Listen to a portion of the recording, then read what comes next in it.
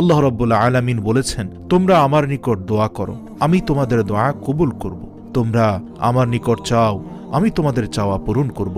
আর রাসূল সাল্লাল্লাহু আলাইহি সাল্লাম আমাদের জীবনের প্রতিটি ক্ষেত্রে কিভাবে দোয়া করতে হবে তা শিখিয়ে গিয়েছেন এবং প্রতিটি বিষয়ের জন্য আলাদা দোয়া বলে গিয়েছেন। রাসূল সাল্লাল্লাহু আলাইহি সাল্লাম কসম দিয়ে একটি দোয়ার কথা বলেছেন, যে দোয়া পাঠ করার পর আল্লাহর কাছে যা চাওয়া হবে আল্লাহ তাআলা তাই কবুল করবেন।